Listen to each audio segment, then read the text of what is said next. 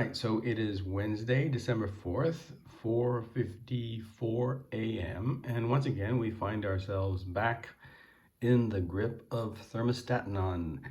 And people who have been following, my viewers and my listeners who have been following this series, realize that it is a defense of a video which ThermostatAnon, our name for YouTube's algorithm, which determines whether something requires censorship or not. This series is an argument against ThermostatAnon's decision to censor our video and remove it from YouTube. And the justification, of course, for such censorship is that it promotes conspiracy theories that lead to violence. And of course, it is entirely the opposite. It satirizes those conspiracy theories and brings to light exactly what went on in January 6th and how it continues to go on in the MAGA and Trump movement. And today we're going to be looking at something that I think gets a little too close to home for some of these conspiracy theorists, and you can see why they wanted the video removed, because it points to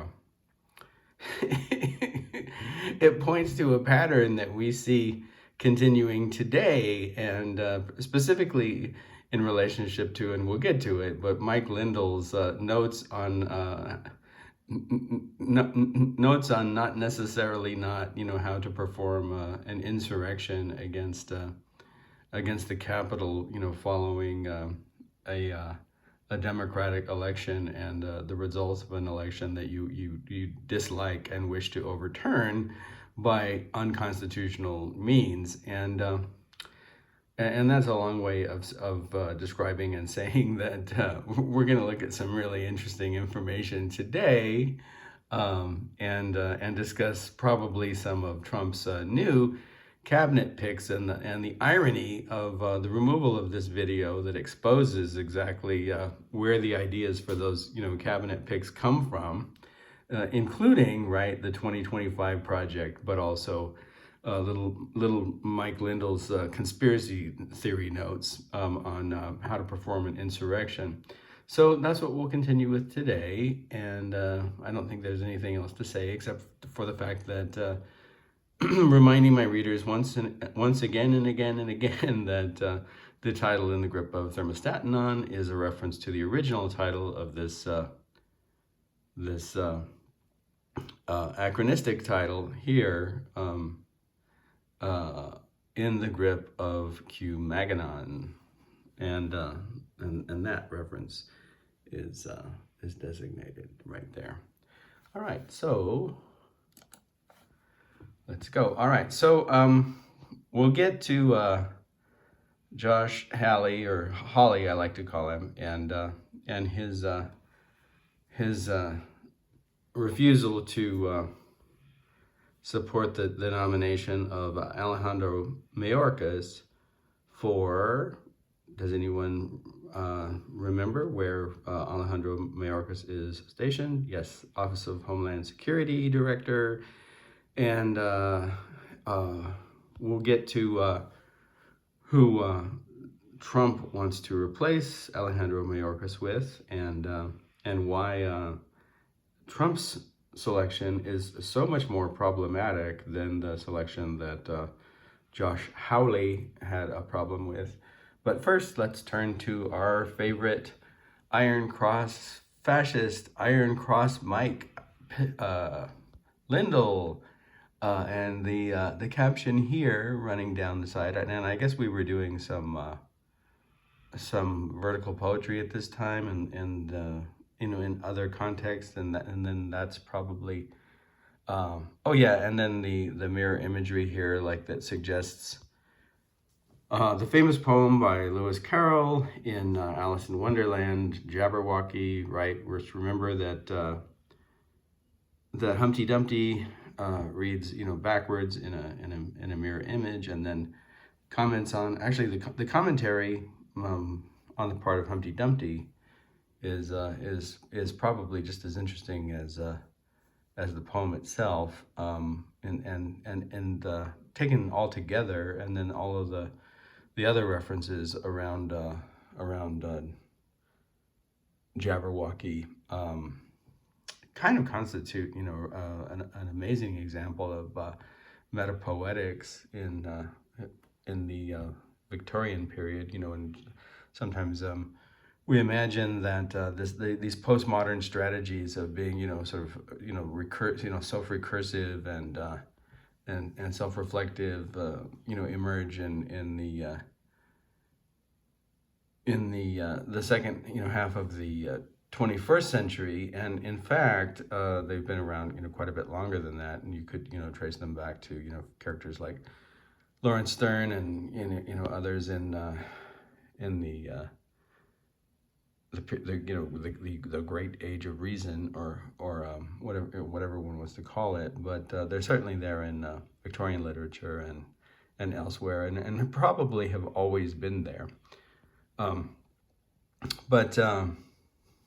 So there's the reference to the Jabberwock and the Upside Down. Of course, that's also, and without getting into it too much, a reference to topsy-turvy and, whoever it was that, whichever, language poet makes reference to topsy-turvy and doing things upside down and backwards, and then doing things upside down and backwards is, of course, a reference to Frank Pizza. And if you want to do the research and find out what Frank Pizza is all about in relationship to our experience of the phenomenology and social experience of the dyslexia, dyscalculia, dysgraphia continuum, that informs our existence, you can look up on a contract info through Theta's website, do a search for Frank Pizza. All right, so that's all there. Humpty Dumpty, Frank Pizza, topsy-turvy, and that's kind of, outside of the purview of our investigation here and our justification for, why this shouldn't be censored. But let's pay attention to Mike Iron Cross Mike Lindell's heading, and then the information that's presented here. And then I guess this is file. We were doing file unders instead of footnotes at that time. We didn't have a lot of now we're almost exclusively utilizing footnotes as a means of elaborating upon and referring to, texts outside our texts, but perhaps not outside the textual universe. I think we can call that universe just the textual universe. Is there a textual universe in this class, or is there anything outside the textual universe? And of course, there are things outside the textual universe, but in this instance, we're looking at evidence from textual universes that probably, I guess, exceed the boundaries of their universe and spill over into ours, in unfortunate ways. If you're dealing with fascists like Mike Lindell, who charges, some number and 88 cents for his, and then we of course made fun of that recently in our posts involving this space-time travel communication coordinate number 8892, which if you translate into 8862, I think refers you to the playlist past, present, and perhaps future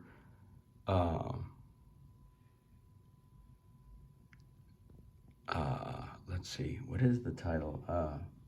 Parliament, Funkadelic, Family and Friends, or something like that. Anyway, it has Parliament. It's the George Clinton Parliament Funkadelic universe, and within that universe, there's a Funkadelic record whose title is Maggot Brain, and on Maggot Brain, well, obviously because it's in our playlist, it has a space-time travel communication coordinate, and at the time that we did the piece, now I think the coordinates have changed, but it was 8862 was the space-time travel coordinate for the song Super Stupid, and then on Black Humor Friday, when we mentioned that everything after Trump's inauguration and the tariffs at Walmart would cost you $88 and, well, 92 cents, and there was a sale, and that sale for Black Humor Friday, which I guess involves some kind of a space travel thing, because the prices weren't going to go up until after January 20th, but now they're on sale, and this is before January 20th. Anyway, they were on sale for a different space-time travel communication coordinate. I can't remember what that one was. Maybe it was 56 that becomes 59, or perhaps something else, or I really can't remember. But the distinction in price seemed trivial, but of course it was a distinction in semiotic reference, and the signifier, right, for the space-time travel communication coordinate reference 8892 or whatever it might have been, reduced to 8854 or whatever it might have been. We can actually look it up if we want to. Is the difference between super stupid and maggot brain. And of course, maggot brain is a pun on MAGA brain and MAGA as maggot, right? So, and we're not going to apologize for anything like that, because saying that and using insulting humor in that way, and sarcasm, because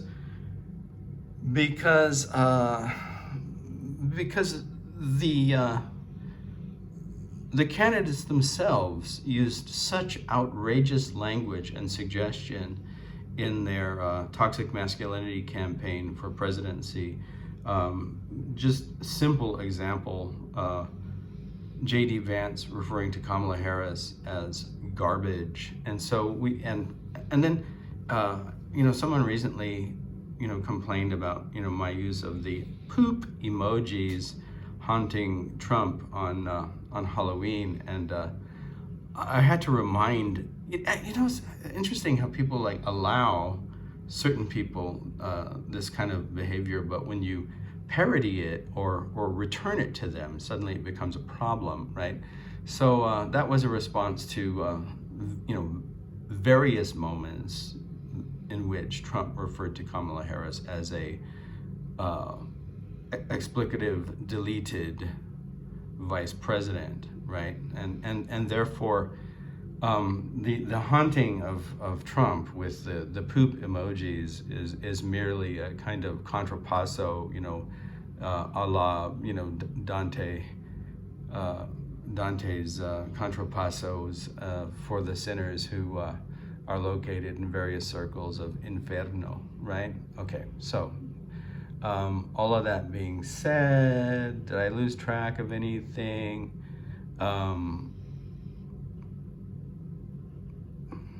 Yes, our reference on Black Humor Friday to the and I don't know all of them. I don't know all of the crypto fascist things, but 88 is supposed to be a reference to in some of these right-wing white supremacist terrorist organizations to Heil Hitler, and there are other kind of crypto fascist things going on. And Mike Lindell is a big fan of this stuff and uses it all the time, right? Even in the cost that he determines his pillows to sell under. So our Black Humor Friday sales were in some ways referencing Mike Lindell and his pillow prices. File beside insomnia under with pillows like that. No wonder we never sleep. And oh no, I forgot to open this up. I guess that's a reference to the Pinkertons, or perhaps some organization like the Pinkertons. We should look up Pinkertons, and let me do that real quickly. The we never sleep reference, and of course it relates to the pillows and the idea of resting comfortably in your fascist imagination. This is our site. Let's go ahead and see if we can find let's look up the Pinkertons, see if there's anything there, and then if not, we'll look up we never sleep. And I believe that I believe that the FBI borrowed that from the Pinkertons. I could be wrong. Maybe maybe not. There's the eye. You can tell they're not getting a lot of sleep. That eye open. Oh, this is something else. This is Pinkerton, American Private Investigator. Well, maybe. Oh, no. These are the Pinkertons. Yeah. Okay. So they still exist. Wow. Private police, and they still exist. I didn't know they still existed. That's kind of funny and terrifying in a way. Pinkerton is an American private investigation security company established around 1850 in the United States by Scottish-born American Cooper Allen Pinkerton and Chicago attorney Edward Rooker as the Northwestern Police Agency, which it's like private cops, right? That like people with money and gangsters hired like to do their bidding in these great gangster wars. And finally, the Pinkerton National Detective Agency. There's some like great Pinkertons in that series, Peaky Blinders, which is kind of a great series anyway. So you might want to check that out if you want more information on the Pinkertons or fabrication of what the Pinkertons were all about. And finally, the Pinkerton National Detective Agency, at the height of its power. I'm sorry to laugh, but these. I mean, like this is like these are kind of like the original conspirators, right? At the height of its power from the 1870s and 1890s, it was the largest private enforcement organization in the world, so pretty bad. It is currently a subsidiary, like everything gets bought out by a corporate, multi-conglomerate, national corporation, right?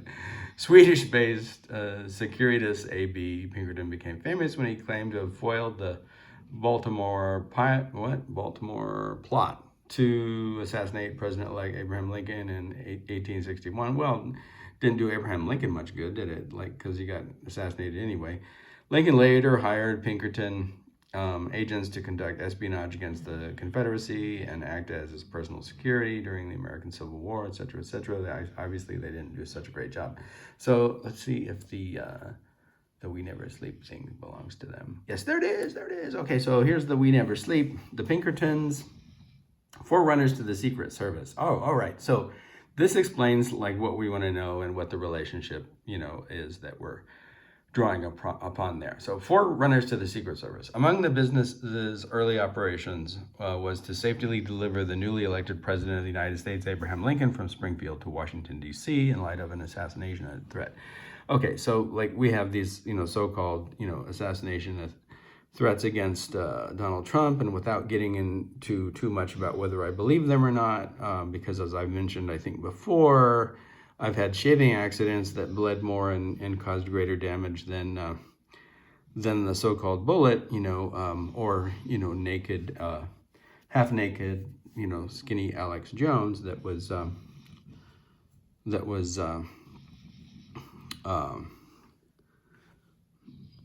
trajectored, at his ear. But whether it was in fact an assassination attempt or not, it's interesting that it kind of like comes back into the service of our narrative in relationship to the history of the Pinkertons and the We Never Sleep thing, and relates to this moment when Mike Lindell brings all this conspiratorial information to the White House. And I'm really going to be excited to get into that today, because it's so prescient in a certain sense, and you'll see, perhaps why, the ultra-right conspiracy producing, terrorist organizations, including Q-MAGAnon, but perhaps beyond Q-MAGAnon, the great evil or ultimate evil or whatever it is, really desire the removal of this cogently prescient video of ours that occupies all of these different universes. Among the business's early operations was to safely deliver the newly elected President of the United States, Abraham Lincoln, from Springfield to Washington, D.C. in light of an assassination threat. Pinkerton detective Kate Warner was assigned and successfully delivered Lincoln to the U.S. capital city through a series of disguises and related tactics that required her to stay awake. She had to stay awake. See there?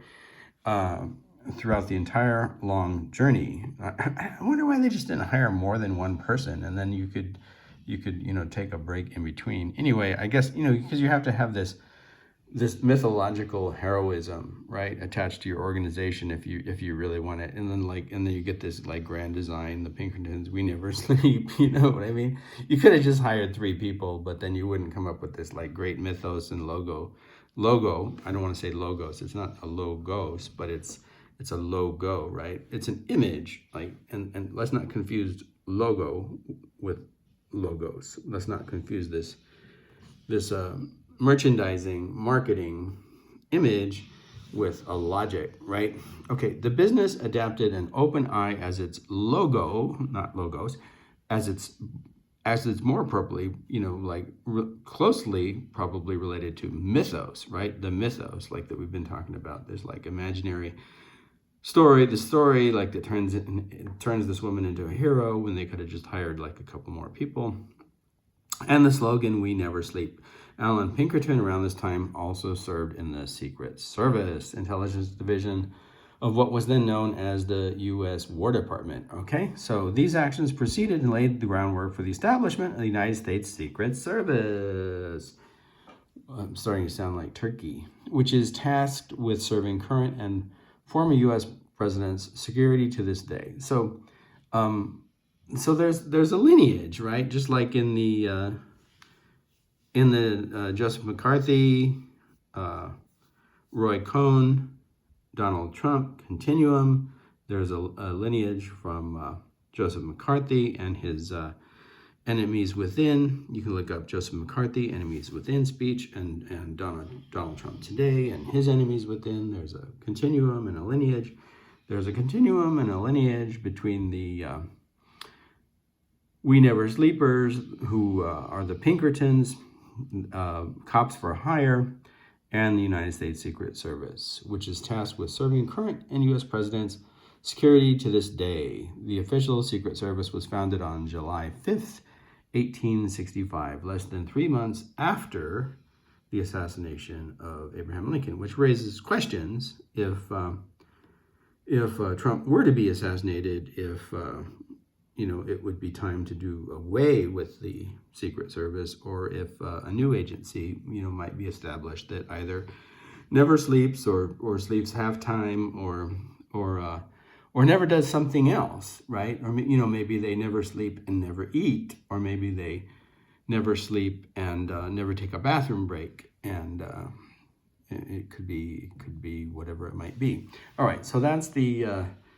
We Never Sleep referent, and I'm not saying that it's prescient, and I don't want to get in trouble again with ThermostatAnon, and I don't want ThermostatAnon to imagine that I'm establishing conspiracy theories here around either the We Never Sleepers relationship to the fake Trump assassination attempt, or the fake real or real fake or whatever it was assassination attempt, or their involvement in the production of the either real or fake assassination attempt. I have no opinion on the matter, except I think that it's interesting that it was all right there, already back in 2021 when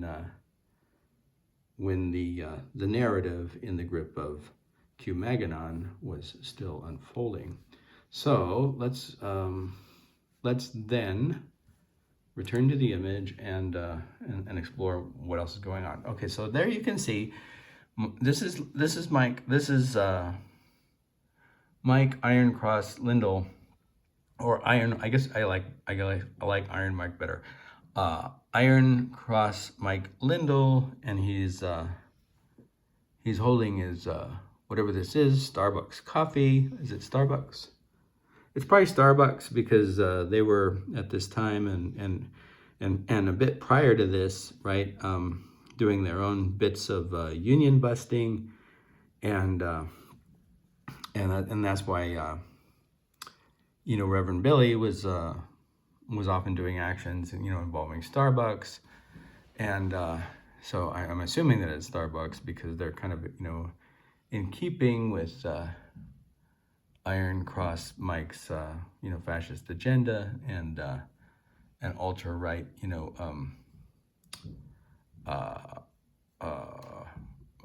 anti collective bargaining principles, right? So he's holding his cell phone and his notes on how to have an insurrection. He's bringing them to Donald J. Trump. We have a picture elsewhere of the two, embracing and hugging and saying under their breath, talking under their breath about what kind of insurrection it's going to be. And then I think originally the New York Times had this, but I'm still having some trouble accessing the New York Times, even though I believe I have a subscription, but maybe it's expired or something. And so we'll find it elsewhere. But you probably can't read this because I'm going to put a filter on it and it makes it harder to read. But what we can read in the notes here, some stuff, how to get around the Constitution and have an insurrection. And then what I can read here is, and this is what I find so fascinating, move Kash Patel to CIA acting. Oh, okay. So these are Mike Lindell notes, right? And that's precisely what Trump wants to do now. And this is already back in 2021, and these are the Mike Lindell insurrection notes, right? So Kash Patel is Trump's pick for CIA director, and this was a suggestion already made by Iron Cross Mike Lindell, back in at the outset of 2021, right? And it's hard to read, some of this because it's so small. So we'll go to a different site, and then we'll also talk about how this image ties in to since Kash Patel is Trump's pick for. How it ties into Josh Hawley's disputes with the selection of Alejandro Mayorkas as the United States Secretary of the Department of Homeland Security. And Josh Hawley is saying here, since I suspect that Mr. Alejandro Mayorkas disbelieves in the divinity of our Dark Lord Q-MAGAnon and possibly also disputes our basic God-given and/or constitutional rights as proudly patriotic American white boys, and of course that refers to the Proud Boys, that expression, right? Proudly patriotic American white boys, to initiate an armed insurrection against the Capitol, I cannot, in good conscience, allow his confirmation to go unchallenged. And then once again, addressing ThermostatAnon directly, please understand that this is sarcastic. I'm not endorsing or promoting the ideas of Josh Hawley in any way, shape, or form. Okay. So anyway, we'll discuss who Mr. Donald J. Trump and or Q-MAGAnon minion, who his pick is currently, at least, for the United States Department of Homeland Security, following our discussion and account of what's represented in this text, but drawing upon the connection between the relationship here with cabinet members. This seems to be a presciently interesting and perhaps conspiracy theory inducingly pressingly interesting moment in relationship to our moment right now, when we have these bizarro cabinet picks, both for Department of Homeland Security and for acting CIA director. Okay, so let's proceed first to the what we can read about text that's offered in that image. There's the image. This is a CNN, but I believe the original story was from the New York Times. I'll see what I can read here, and then we'll go on and discuss some of that. Something as the election and all information regarding something we're having to redact here. Some of it's already redacted, but we have to redact more because it's hard for me to read this. He knows who already have security in something massive research on these something Mead or something. He is an attorney with cyber something, maybe expertise, something is up to speed on election something.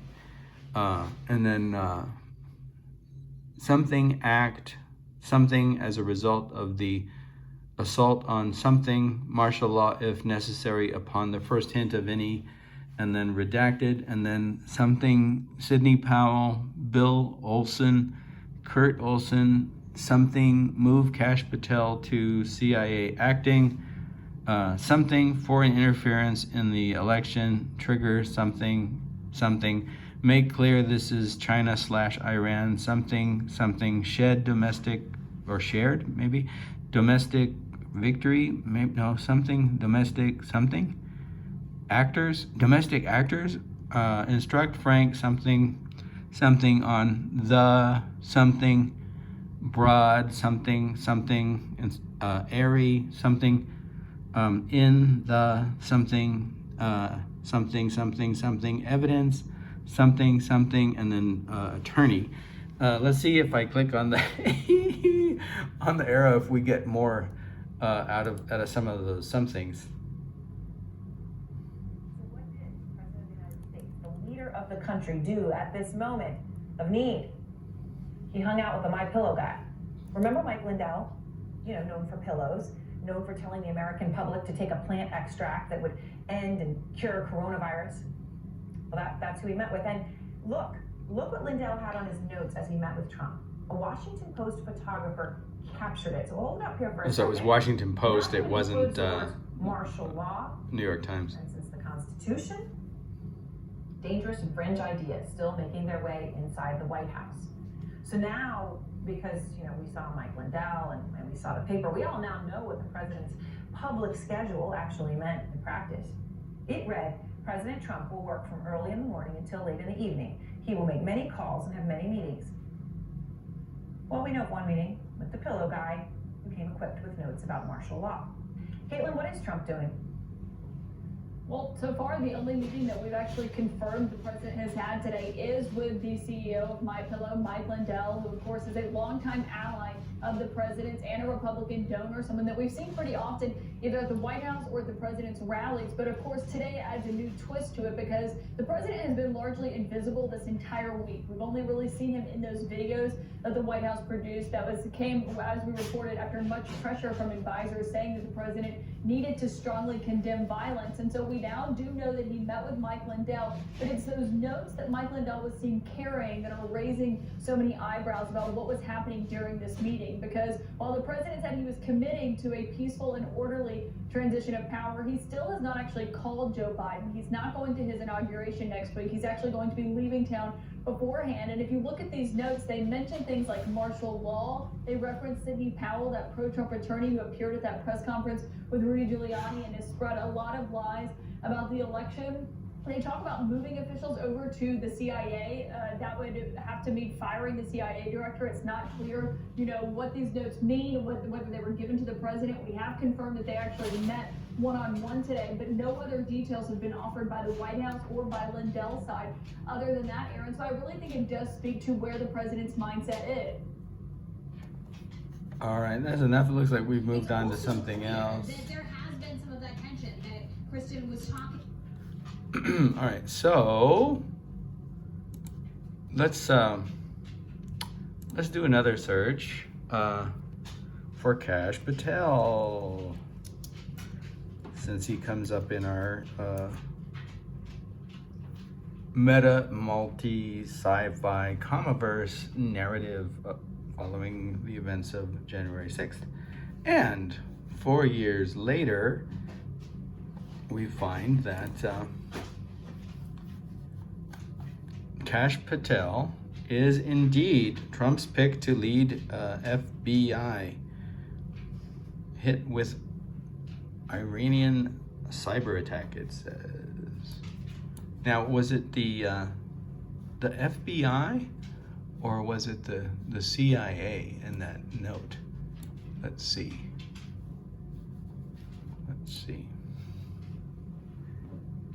Move Kash Patel to CIA acting. So he didn't quite make it to the CIA, but he is Trump's pick to lead the Federal Bureau of Investigation.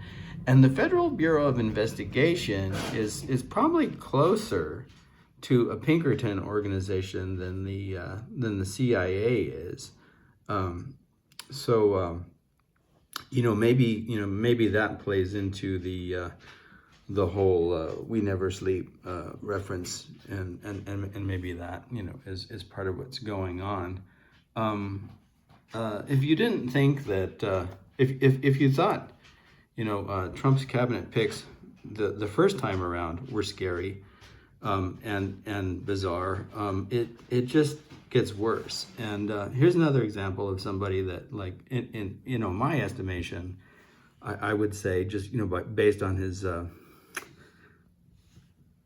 facial expressions, you should be able to tell that he's not a good guy. It's pretty obvious. But if you can't tell just by his expressions and his penchant for malignancy, check out his record and go from there. But he's, again, a conspiracy theorist. There he is, explaining all about how this stuff works, and all about the deep state and all of this, and how we're going to get rid of it, and who we're going to go after, and who our enemies from within are, and of course, why did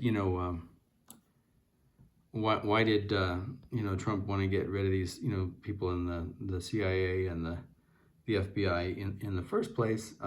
Because he was involved in all of this illegal activity, and some of these individuals, like Director Wray, weren't really particularly useful in getting him out of trouble, right? And so the loyalists is being surrounded by loyalists, just like Adolf Hitler, is one way of continuing, right, to violate the Constitution and to break the law and to get away with it, because all of your good conspiracy theory friends are eager, to support you no matter what you do. So let's see, where do we want to go from here?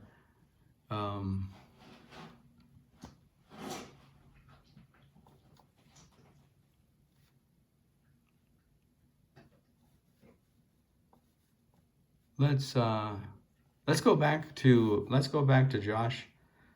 I mean, we can go on with Kash Patel. Do we want to? Do we need to? This seems to be an advertisement for what, Amazon? I'm not sure, or some cookies for Christmas. It's on Amazon Prime. Be sure to get your union busted cookies from Amazon.com for Christmas, delivered directly to your home. And if your local store doesn't have, in addition to not having pumpkins, if they don't have the ingredients to make cookies, you can just have the ready-made ones delivered to you directly from the union busting agency known as Amazon.com. We've done a lot of work on that, and I don't really want to get too sidetracked. But I would kind of like to look into, the more of the conspiracy theory stuff that Kash Patel is involved in. I want to see if I can find a site that, let's see if I can just do a search for conspiracy theories, since this is about, right, justifying our investigation as not constituting conspiracy theory. it might be nice to expose how we expose conspiracy theorists. So let's type in conspiracy theories promoted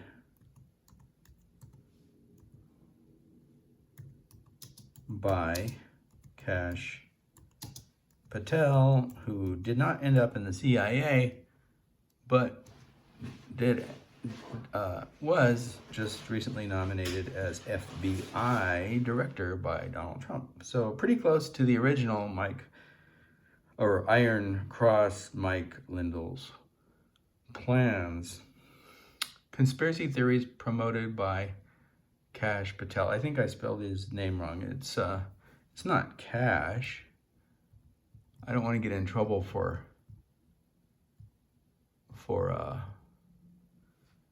maligning Kash Patel and suggesting that it's all about the cash.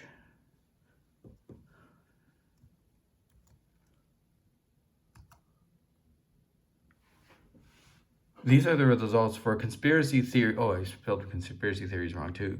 Promoted by Kash Patel. I think because I wrote in theory first and then I just added an S, and of course you have to go back and change the Y to an I and an E. Kash Patel repeatedly defended the QAnon conspiracy. Wow, isn't that prescient? All right, so we are being accused by ThermostatAnon, YouTube's censorship director, that we promote conspiracy theories. And what we are doing today is we are examining the conspiracy theories that are promoted by President-elect Donald J. Trump's pick for the directorship of the Federal Bureau of Investigation, right? So I hope the ironies, the various sorts of ironies, whether they be local, metaphysical, pataphysical, meta, multi, sci-fi, ironiverse, forms of irony, stochastic, whatever they might be. I hope all of the forms of irony won't be lost on my viewers today, and as we, proceed on with our investigation. So I'm hoping that this kind of has a list. I should put a list, but anyway, let's click on this one first from Rolling Stone, and then if it's not a list, let's do another search for list, not worry about how to spell theories, and see what we come up with. But Kash Patel repeatedly defended the QAnon conspiracy. All right, let's see what it says. All right, so here he is defending the QAnon conspiracy. He looks paranoid, right? And kind of scary. Scary in that, way that people who are terrified and paranoid are always kind of scary, because what is the expression? Fear is the mother of violence. All right, I don't want to order a subscription to Rolling Stone at this time.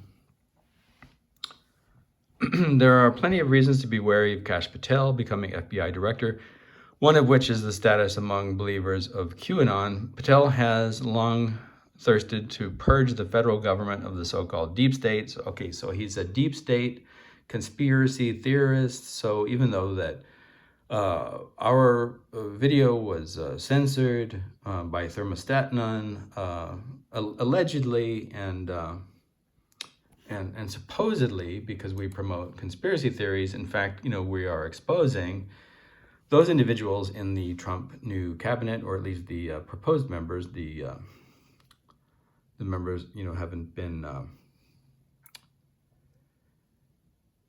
entirely determined, and they seem to be dropping a bit like flies. I guess the first two, the first one, Matt Gaetz, he dropped out because he's a pedophile, and there were a lot of records, from police agencies and other types of reports that could document that, and I guess that looked bad. The other guy, who I guess is what's his name, Hedgeworth or Hedge something. He was he's from Fox News apparently, and he was a white supremacist, has white supremacist tattoos. I guess has been involved in various white supremacist terrorist organizations.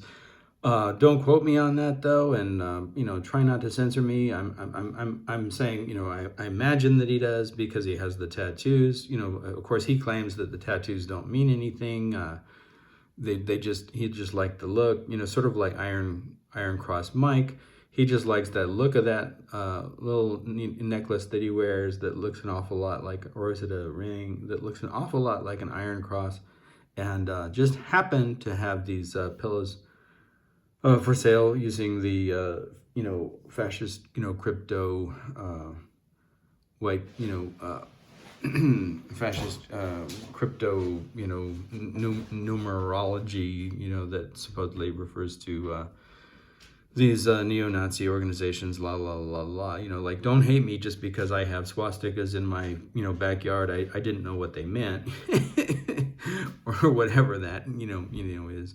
But okay, so then that one dropped out, and I guess that one dropped out not because that he promotes or belongs to these white supremacist organizations, but because in addition to all that, you know, which we might like think was like scary enough, but I guess, you know, he's also a rapist and an abuser of women, and even a letter from his mother, you know, states precisely that, and calls for him to change his behavior and alter his manner of being in the world, which is not only misogynist, but embodies a violence against women that one you know perhaps doesn't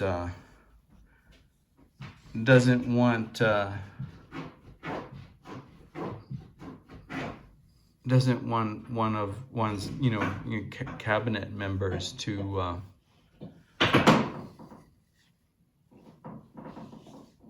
a kind of violence that one doesn't want one's presidential cabinet members to embrace, embody, or practice, right? Okay, so let me start again. There are already plenty of reasons to be wary of Kash Patel becoming FBI director, one of which is his status among believers in QAnon. Patel has long thirsted to purge the federal government of the so-called deep state, as have MAGA conspiracy theorists who are now hailing Donald Trump's nomination of Patel to fill a role where he would be positioned to exact vengeance on the president-elect's enemies. And these proposals, right, for the cabinet are probably one of the reasons why that Joe Biden, pardoned Hunter, his son, for this, kind of exaggerated crime of failing to inform the local agencies of his drug convictions and of illegally, purchasing a firearm. It's interesting because most of these guys like Ted Cruz, who support all of this, who welcome, right? Who welcome all of this cash, flowing in from the NRA and other gun lobbies, want fewer restrictions on those in the ration, on the ability of Americans to purchase arms, and yet when it's politically, convenient, come down very hard on individuals who have violated some of these restrictions. So, all of that is saying that, I don't agree that it was right of Biden to give a sort of blank pardon to his son Hunter. However, I do believe he did it for the right reasons. If a conspiracy theorist like known for promoting all of this violence and terrorism, made direct threats against my family members, okay, I'll just put it this way. I would probably go further than Biden did in pardoning my family members. I would take action, okay? So I get it. I totally get it. And anybody that wants to rant and rave about how bad this is, or how hypocritical it is of Joe Biden to give this blank pardon to Hunter, take a look at the threats of violence and future prosecution that some of these ultra crazies have made, and like try to bend your mind around like what you would do if people were threatening your family with all of this, and and that they're totally capable of it, right? Okay, so here's more of this guy's conspiracy theory stuff. And once again, ThermostatAnon, if you're out there, we are not supporting the nomination of Kash Patel as FBI director. We're rather criticizing it, and we are pointing to the fact that it was all there, in this narrative that you removed because you found examples of conspiracy theory, and that was a misreading, and that you just didn't seem to get the political satire and the warning and the critical relationship to these conspiracy theorists and promoters of conspiracy theory. So, okay, so that's there. So let's keep going. According to posts and social media clips that have resurfaced in the aftermath of Patel's nomination, the prospective FBI director has frequently lauded QAnon believers and embraced their messaging. The unfounded pro-Trump conspiracy theory holds that the United States is run by a cabal of Satan-worshipping pedophiles, and that Trump is a messianic figure who will eradicate this evil from the government, right? Okay, so let's go on, see what the rest of the Rolling Stone article has to say. Media Matters, senior researcher Alex Kaplan identified social media posts by Patel in which he uses QAnon imagery and bragged about his supposed meetings with, I don't know what this is, ATQ? Is that the evil, is that like the anti-IQ? I think it probably is. ATQ, a social truth account created shortly after the platform's launch that has suspected links to Truth Social's developers. Okay, so I'm not promoting this conspiracy theory that Truth Social, Trump's media organization, is part of ATQ, but apparently some similar suggestions have been made. Let's just leave that one hanging. In 2022, Patel even signed copies of his pro-Trump children's book, The Plot Against the King, 2,000 Mules. I don't know what it really is because I haven't read it, but I understand that the evil, like witchy, I guess she's, if you've read the, the C.S. Lewis, I think she's equivalent like to the Ice Queen, right? The evil queen, or she's the evil, the evil witch queen or something, and she tries to trick the good king, right? Because Donald Trump's supposed to be the new messianic good king, and get in his way of leading our world, and saving us from whatever it is, the cabal of Satan worshiping, pizza eating pedophiles, because that's the Pizzagate thing, isn't it? With the phrase, see, they are prone to these acronymic expressions, right? The whole like crypto-fascist thing and all these MAGA-WAGAs, and so when we do this stuff, it's not like we just made it up. It's like we're responding to the ridiculousness of all of these crypto-fascisms and crypto alt-right-isms, right? Okay, so with the phrase WWG1WGA, a QAnon slogan meaning where we go one, we go all. Okay, whatever that might mean, I don't know. As far as I know, I don't know a lot of QAnon, crypto fascists. I may know some, and am just not aware that they are. And I can see why they wouldn't tell me, because based on what I do and what we do here at Contract NV through Theta, they might not be real beholden to come out as as Q-MAGAnon. But that again should point ThermostatAnon in the direction of understanding that it's not really our site that needs to be censored, since we do most of the exposing of this stuff. Patel claimed the slogan was simply something that resonated with him from an old movie. Okay, so the Q-MAGAnons have this expression, and I guess he used it, but the excuse is it's stochastic, right? It's an accident. I didn't even know that expression came from there and that it was part of this thing. You can always, you know, deny and disclaim, right? I think Lori is leaving, so I think I need to say goodbye. So I think we're gonna have to come back to this. I'm gonna see what's going on. I got some dogs doing their thing, and Lori is moving around out there, so I think she's leaving for today.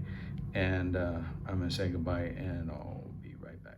All right, so we are back, and we are continuing to discuss the selection, the cabinet selection Trump is making of Kash Patel, spelled with a K, not an S, with no $sign anywhere in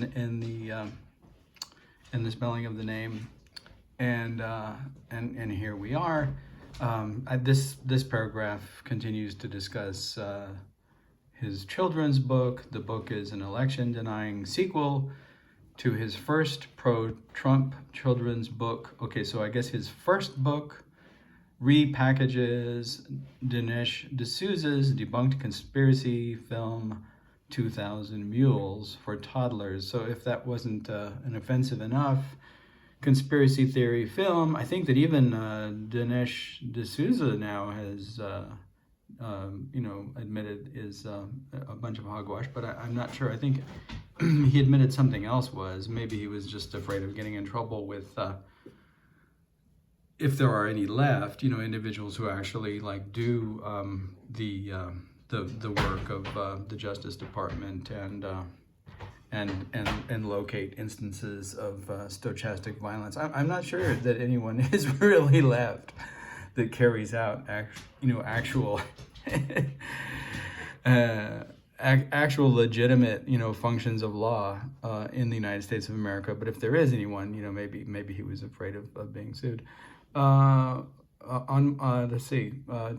Monday, D'Souza issued a public apology to a man who sued him for defamation after the film accused him of being a mule. Okay, so there was at least a public apology made.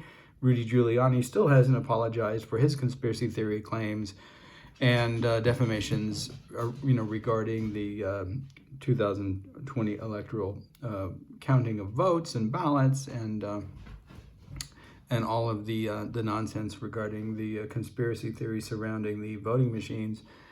So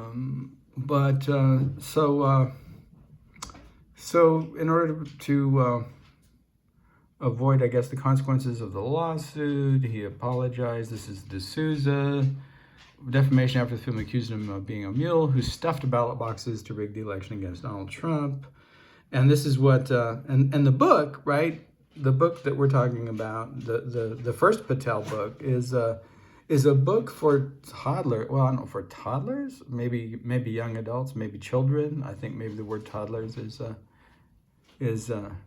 used incorrectly here, but for young children, I guess their parents can read them this book, and it's the children's book version of 2,000 Mules, which even the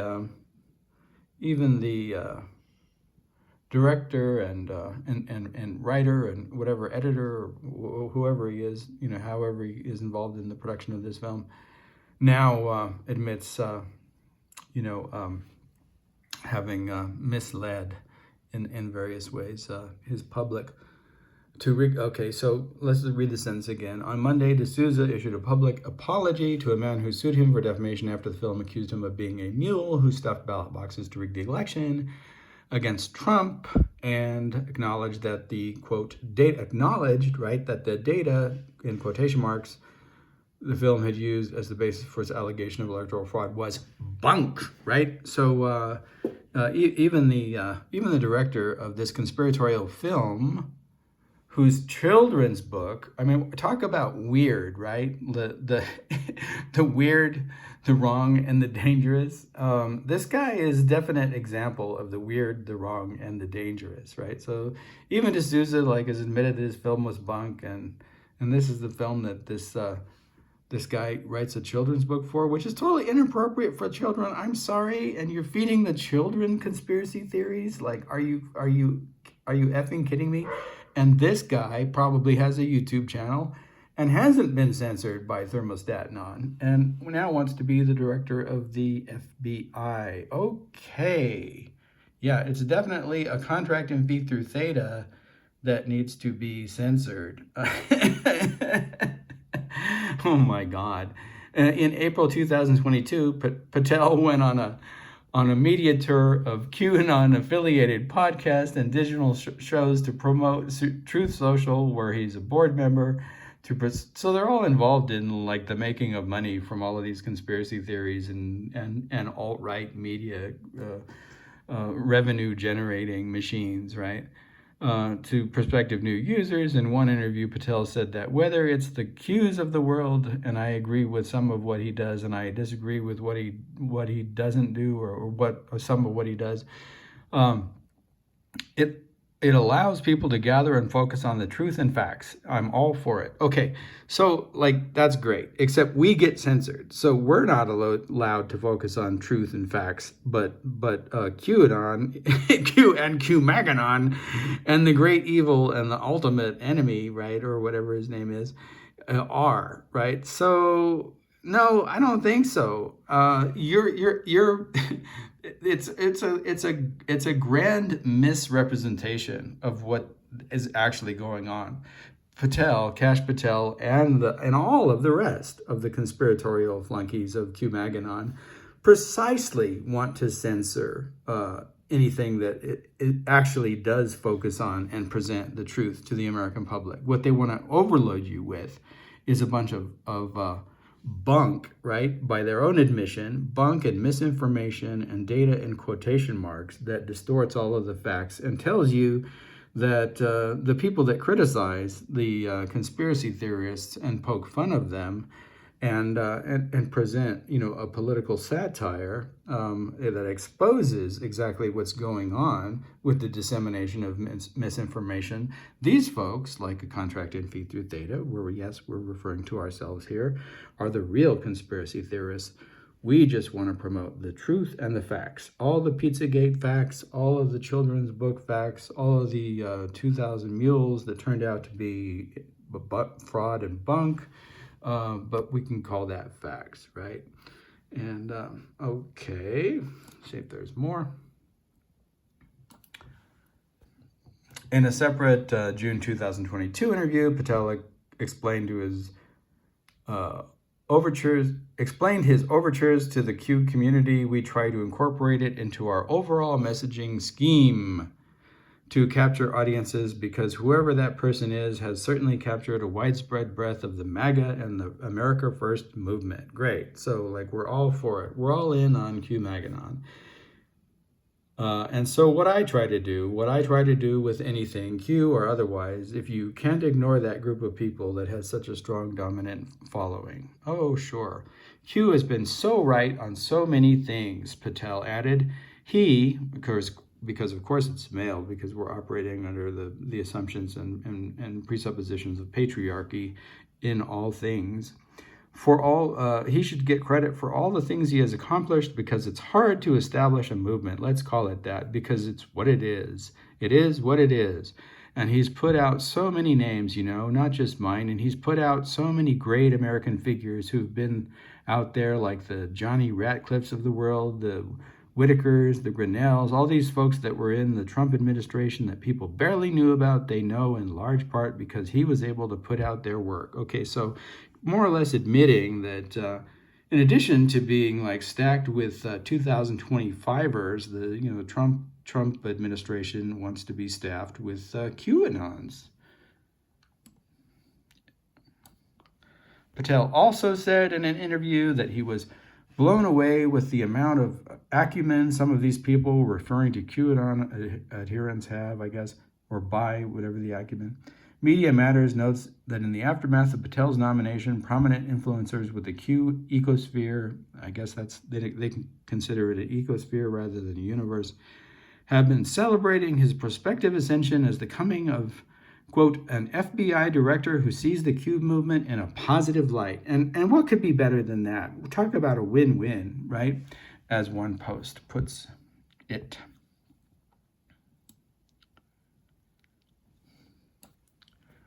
On Sunday, retired General Michael Flynn, who we've discussed already, and that, you know, who should be, you know, familiar with our viewers and listeners as an example of a Putin puppet, or perhaps the better expression is Putin sock puppet, who has become a major prominent proponent of the conspiracy, responded to another QAnon influencer's post celebrating Patel's appointment with a Yup 100. I don't know what the crypto fascism involved is there, but I'm sure there is one.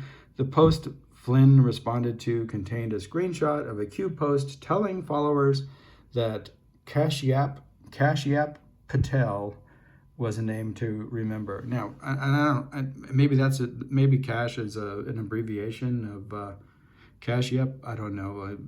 I'm not going to even bother because I don't care to know in a certain way.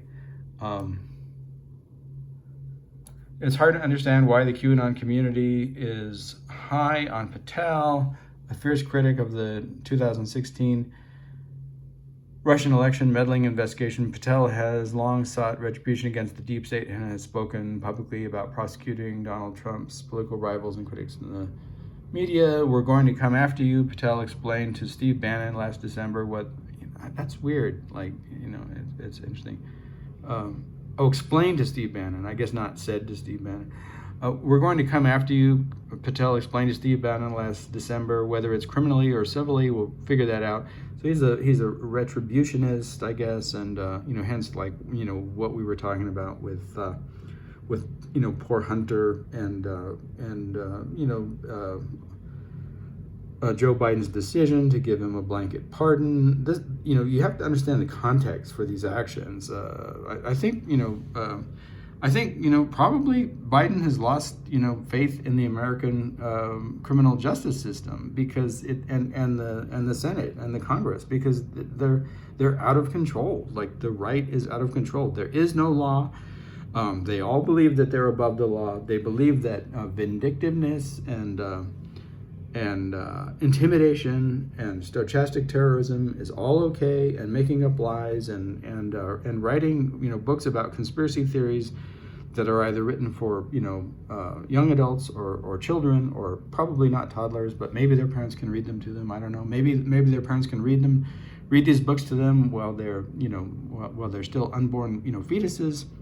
But have the full constitutional protection of law now that we don't have Roe versus Wade, you know, and all these right-wing fetuses are in their mama's wombs, you know, listening to this 2,000 or whatever it is, 2,000 mules, you know, toddler fetus version of the D'Souza film. Yeah, we're putting you all on notice. You're all, you know, we're going to go after you. We'll go after you with guns. We'll go after you with the law. We'll go after you with the Justice Department.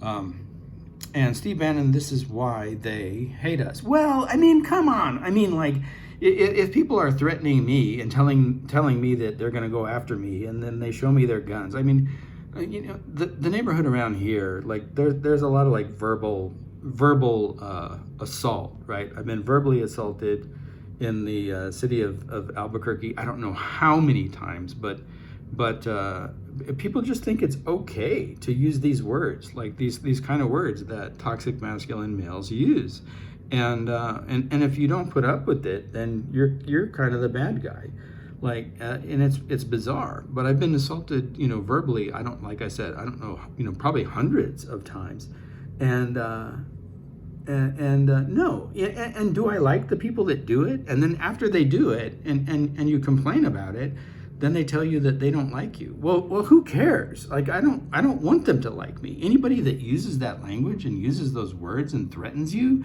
like, and you think I want to like you, you know, or you know, and I've been assaulted physically here like twice. Do I want those people who have assaulted me physically to like me? And you know, I mean, I try to avoid, like, you know, responding in kind. The initial one, I responded in kind, and then I kind of regretted it because I was afraid I was going to go to jail or prison, because it didn't have a good outcome. So the second one, I let it go, because it's like, well, you know, you're not really good at it, and it but doesn't mean that I like the guy just because I didn't hit him back, right? I mean, no, you know, and I don't know if they hate you, Cash, but they don't like you because you are obnoxious and you're a fascist and you threaten people. Like, this is why we don't like you. That is why we hate you, because you threaten and you use these words and you produce stochastic terrorism, and you're a misogynist and all of the rest.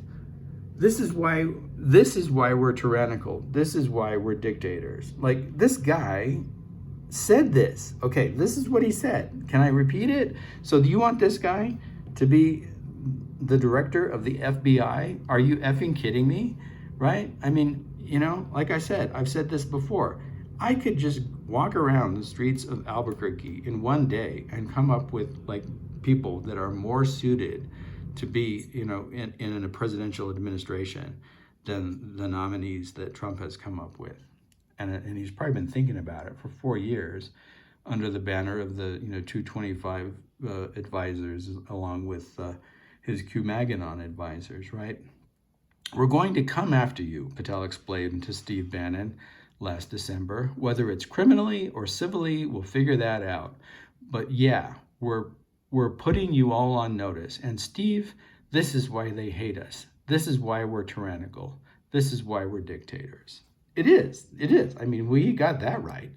You are dictators, you are tyrannical, and I really don't want Dirty Harry running the FBI, right? All right, let's see. Let's get back to, that's enough on, what's this? Forerunners of the Secret Service. We're back on the Pinkertons. Less enough on Kash Patel.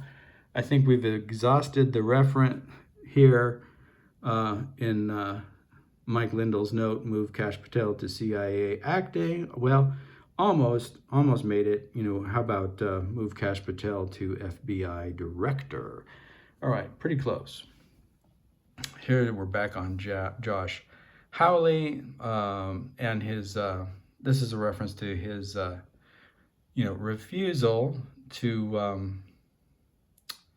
accept the nomination of Alejandro Mayorkas as Director of Homeland Security. And he's saying here, because he disbelieves in the divinity of our Dark Lord Q-MAGAnon, who we've just talked about pretty extensively in relationship to Mr. Kash Patel. That's Kash spelled with a K and not a C, and no reference to the $, and possibly also disputes our basic God-given and or constitutional rights as Proud Boys, right? Proudly patriotic American white boys to initiate an armed insurrection against the Capitol. I cannot in good conscience allow his confirmation to go unchallenged. And of course, there's a lot of sarcasm and irony in all of what we do with that. And I can't really make out this side. Unfortunately, like I said, the this program like cuts off a bit.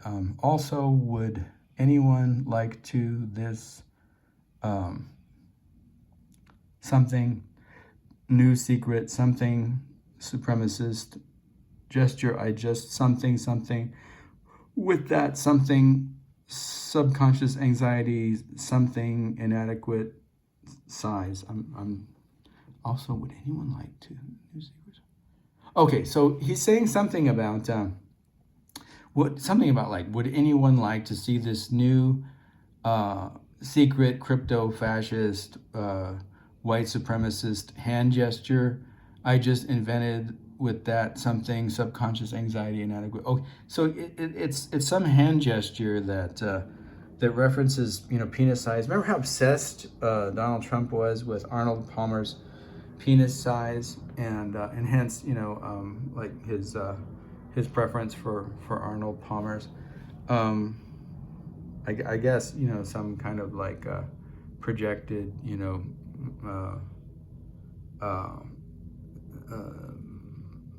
what would you call it? Some projected, you know, phallic masculinity, like that belongs to the Lacan universe or something. And so he's perfecting his hand gesture here that crypto fascizes something or other in relationship to white supremacy and demonstrates the size of his thingy and his Shazam, we should say. I hope we don't get in trouble for that euphemism. His SH exclamation point, right? That one acquires if one has imbibed enough of Alex Jones, alpha hetero salamander juice project or salamander juice product, not project. So let's take a look at Alejandro Mayorkas and who Josh Hawley had so much trouble with, and then let's compare him with Trump's choice for border security and Department of Homeland Security. All right, so where are we? Here's okay, so this is wiki site again. Let's not worry about it. Like I've said this before, wiki is probably not the best research project, available, but for our purposes, it gives broad overviews and gives enough information and with enough accuracy that we don't need to worry about it too much. So he's a Democrat. That's probably Howley's main problem. An American attorney and government official who's the 7th United States Secretary of Homeland Security. So he's Secretary of Homeland Security. This is the one that Howley had a problem with. Mayorkas previously served as Director of United States Citizenship and Immigration Services. So he has had experience in this area from 2009 to 2013. So he's certainly reasonably, qualified, and the 6th Deputy Secretary of Homeland Security from 2013 to 2016. So there's a lot of experience, there's a lot of background there. And then, the rest, outlines, his rise, into office and I'm not seeing a lot of problems here, but quite, self-evidently qualified. On November 23rd, 2020, Mayorkas was nominated by President-elect Joe Biden for the position of Secretary of Homeland Security. Mayorkas' nomination received the endorsement of the Fraternal Order of Police. So even the cops like him. I mean, but you have to remember this moment, that in which Josh Hawley, they want to claim that they're all Blue Lives Matter people, but the Blue Lives only matter when you're talking about it in contradistinction to the Black Lives, right? Blue Lives Matter has nothing to do with supporting police. It has everything to do with being a racist, right? So that's sort of Hawley's position. And you have to remember that in this moment, police officers actually died as a result of the insurrection and the violence caused, and so that's the context in which that Josh is arguing against the nomination of Mayorkas here. Fraternal Order of Police and several former secretaries. He was confirmed by the Senate on a 56 to 42 vote. One of those votes was not Josh Hawley's. On February 2nd, 2021, facing significant Republican opposition over his stance on immigration, particularly his support for halting border wall construction. They really want that wall. Remember, why do we build the wall? And advocating for a pathway to citizenship for illegal immigrants, just like we have, more or less, always have in the days in which it was recognized that we were immigrants, right? Some people seem to have forgotten that. He was sworn in by Vice President Kamala Harris the same day. Okay, so, and, obviously, none of these issues are black and white.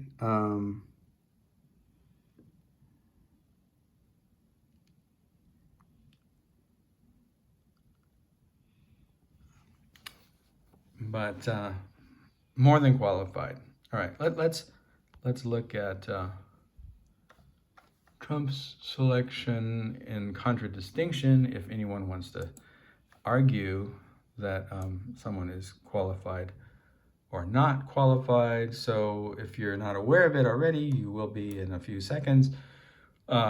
Christy, I don't like, I'm going to call it Noam, like poem, like Noam. I don't know if her name rhymes with poem or not, but I know she's is she the governor of North Dakota or South Dakota? I believe it's North Dakota, but maybe it's South Dakota. It's probably in the article, and so we'll find out. I know a little bit about her background, and what I do know about her background, I am not impressed with at all, and I'll explain why, and I'll explain why I think there's a certain amount of irony in her stance on immigration, and particularly as it relates to her inability, right, to recognize the treaty rights the United States have made with Native peoples, and to understand that she, the pilgrim, is in fact, an example of an immigrant to this country.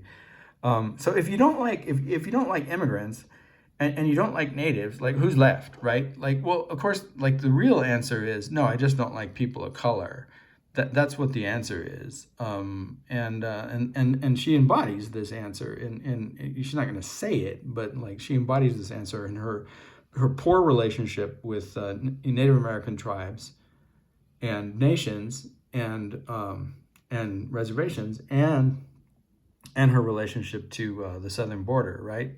Because if anyone has a right to be here, in fact, the only individuals that really have a right to be here are the Native American people and those people who were brought here against their will because they ended up here and they didn't really have a choice. So I'm referring to, individuals, whose ancestors were African slaves brought to the United States by slave owners, and the economy, right, of buying and selling human beings as commodities and capital for the purpose of free and disenfranchised labor, right?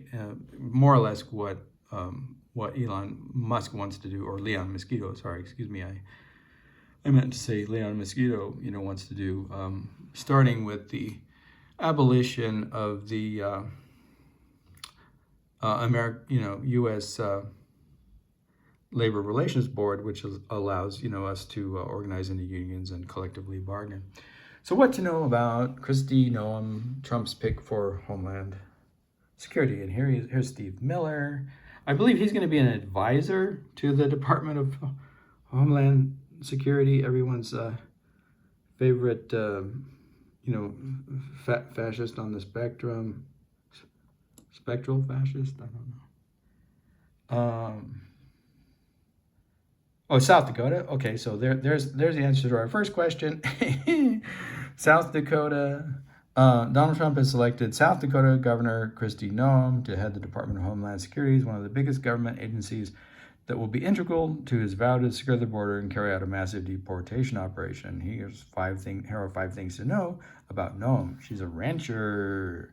The 52-year-old was born in Watertown, South Dakota, and raised on a ranch and farm outside the city. Her father died in a grain bin collapse at the age of 49. When Dad passed away, it was devastating for our entire family, she said during a 2022 interview with the Christian Broadcasting Network. Okay, so she's on good terms with the alt-Christian right, Christian nationalists. If she's not a Christian nationalist, she's on good terms with them. So she supports the whole, that whole project. Everybody who isn't a white Christian should, either be exterminated or move out of the country, or whatever it is they think that we all need to do, because that we don't somehow belong to their society of whatever it is. He was my best friend. He was the person I admired the most. It's always good to, if you're a fascist and you're a member of the fascist right, it's always good, to make your dad into a hero, because, the over-identification with daddy figures is part of the psychological, groundwork of fascism, right? Like an over-identification with the punishing father is one of the identifying traits of the psychology of fascism, right? As opposed to the caring and nurturing mother, like we hate women, we love like toxic masculinity. If you call women names, that's a good thing. Like, so this appeals to the fascist mindset. He was my best friend. He was the person I admired the most, the one that I cared the most. What he thought of me, just like all these, little boys, like the world's oldest living baby boy, and the rest of them, sycophants, for Trump. He's our god. He's the greatest. Even Kanye West, wanted to play baseball with Trump, even though he's a grown man, and Trump is, in his 70s or was in his 70s at that time, and wanted him to be his dad, whatever the dad that he missed that didn't play catch with a softball or a hardball with him when he was a child. Kind of pathetic. Okay. The one that I cared for the most, what he thought of me, and that's the way we do, and had planned my entire life just to grow up and to work with him and be in business with him. She was involved in a number of family businesses before successfully running for the South Dakota House of Representatives in 2006. In 2010, she won the state at large House seat, and in 2018, she was elected the state's first female governor. She was reelected in 2022. After becoming governor, Noam started working closely with Corey Lewandowski, Trump's 2016 campaign manager. So already by 2016, she was working to assist the MQ-MAGAn operation and get Trump back in office. She's a loyalist, obviously, and she works for Trump, and so he wants loyal people around him so that he can get away with stuff and that they'll basically do his bidding. And she's already father identified. She's a good pick. She has this. She's set up to be a good little fascist servant, right? And she rose to prominence in conservative circles for resisting most government regulations, right? Regulations like, regulations that involve, clean water and,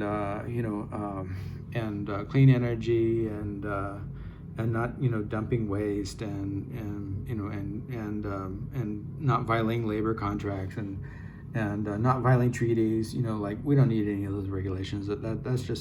That's for sissies, right? To slow the spread of infections, and obviously, a lot of this is related to the COVID stuff, right? We don't need any of that stuff. It probably is no coronavirus. That's another conspiracy theory, right? There was never any coronavirus. We have to crack down on Fauci. It wasn't the coronavirus that was killing everybody. It was Fauci's fabrication that there was such a thing. I'm using shorthand, please, understand that I don't believe any of these ideas. This is what I'm making fun of. At one point, she was considered to be his running mate. Okay. She enjoys pheasant hunting. I mean, who doesn't? And hosts the yearly governor's hunt. And she's an excellent horseback rider. That's really good to know. Okay, so there's a story about a dog. Her dog Cricket. Okay, Hauser. I'm gonna tell Hauser. Okay, so Hauser. All right, so don't listen to this. Okay, he seems to be asleep, so I think we're safe. Hauser's over here. Let's see where the other dogs are. I don't want anybody to hear this because I don't want them to get the wrong idea. Here's Fiver. Hi, Five. Are you just okay? So don't pay any attention to what we say in the next couple of minutes, okay? And there's Mr. Boo, Leo, guarding his dragon's hoard of bones. You can see, tempting the hobbits to come take his bones, and guarding them. All right, they seem to be pretty quiet, so hopefully. Oh, Hauser's up. Okay, Hauser, don't listen. Okay, we're gonna say some things that we don't want you to hear. All right, so the dog story. She was vilified this year for a story she told in her book about killing her 14-month-old wire-haired pointer named Cricket. Okay, so I've rescued a lot of dogs in my time, when Lori and I were on the Navajo Nation, I started rescuing dogs about, I don't know, let's see. We got there probably sometime in July, and the first dog I found on the road that needed, assistance and survival, her name was Lupita Red Sand. She's no longer with us. That was quite a few years ago. But couldn't have been more than a month, into our stay and tenure on the Navajo Nation, and she was lying on the highway. She had, I think I've talked about this before. She had heat exhaustion. She was starving. She had a broken paw. She had some kind of parasitic, external parasite infection. I think it was, what are they called? Mites of some kind. And both Lori, my wife, and I got the mites, and we didn't have it as bad as her. She lost all her fur and a lot of her skin, and then she had this raw, oozy skin for a while because of her parasitic infection. But we managed to clear everything up. We got rid of the stuff, and mange, or like it was, but it wasn't mange. I think mange is like a fungus. It was just these like terrible, like tiny little, almost invisible, parasites that we had to deal with, some kind of mite. And when we found her, she didn't have all of her, dog teeth yet, so she's probably around 5 or 6 months, and then her adult teeth came in, and she was our first one. So we got our first one about a month, into our stay there, and then over the course of the next 5 years, I managed to save 5 or 6 more. Some of the dogs we had to rehome at humane societies and other places, because Lupita, the first one, she turned out to be the alpha, and she basically decided like who would be in the pack or not. Okay, but this dog was always problematic. Lupita Red Sand, because she had learned to survive. She was a biter, and she didn't particularly like humans, and there were a lot of animals that she didn't like. She did like some dogs, and some dogs that I would rescue, she would let into her pack. And once she let a dog into her pack, the dog, was fine. But if she didn't like the dogs, she didn't like other female dogs because they were competitors for her. That's how she regarded them. They were sexual competitors for the attention of the males, and mostly she wanted this, all male, all tough guy pack. So we always had to be careful around, other people, and let them know that, she's a biter. If another animal came into the yard, she would kill it no matter what it was: rattlesnake, skunk, porcupine, whatever it was. And she'd get hurt sometimes in the process, but she understood that those animals were dangerous. And for her, because she had this courage about her, and she was like our director of Homeland Security, I used to have a T-shirt that was an image of Geronimo, and it said, our original, U.S. or not U.S. original, Homeland Security, for the last 10,000 years, and it showed, Geronimo holding this rifle. And I don't have that T-shirt anymore. I wish I did, or I could demonstrate it here. But he was a good director of Homeland Security in a way that I don't believe Kristi Noem would understand. But so Lupe was maybe 4 months when I found her, and then like Leo, the dragon over there guarding his den, was perhaps just a few weeks, because he was so small, and he could get through the chain link fence into our backyard. And I remember when I picked him up the first time, I was so afraid that, oh my gosh, if I drop this dog, he'll die. He's just tiny and so fragile, He was, dogs aren't particularly altricial, but he was, at that stage, like right after they first can hear and see, that he felt pretty altricial, and he couldn't eat solid food. We had to make him this mush. He was really too old to be, I mean, too young, to be away from a mother, and his mother probably was feral, and she was probably run over by a car. So he was the first one to come into the pack after Lupita Red Sand, and she accepted him, and then she accepted others. Obviously Fiverr is the 5th dog to come into the pack, and he's named after the character in Watership Down, the rabbit, for various reasons. But she accepted him, and he'd been actually run over by a car, not just with a broken paw, but he's paralyzed and unable to move for the first couple of months that I had him. Had 3 surgeries, like really 2.5, two major surgeries, and then something just to remove like what was the result of the first 2 surgeries, and that cost us about $10,000. But he managed to survive. He's 9.5 now, and I found him when he was about 9 months. So a lot of these dogs at 9 months, they haven't learned too much. This one was about 9 months when I found him, and he was on the road in traffic, kind of causing a stir here in Albuquerque. He's the only domestic dog that I've had in a while. My other dogs were, in one way or another, all res dogs, either completely feral, like hunting pack res dogs, or just abandoned dogs that weren't hunters but were learning to be a hunter. I had one pit bull female that had been abandoned and had been eating jackrabbits mostly, and she's really sick because she picked up tapeworm from the flea eggs that the jackrabbits carried.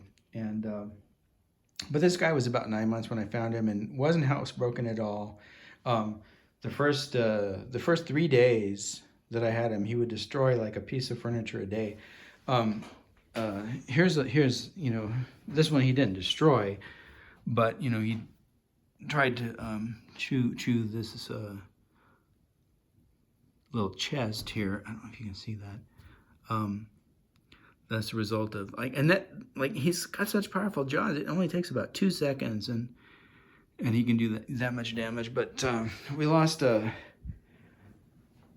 $100 a day the first 3 days that I had him because of the behavior. But you work with the animal and you teach them to control the behavior, and he's largely housebroken at this time. He was also food possessive when I first found him, and so he was constantly fighting with both Leo and Fiverr. Fiverr's the 3-legged sheepdog that had been run over by a car. Leo, or a little early one, Brings Rain at Midsummer, is the guy that I found when he was just a few weeks.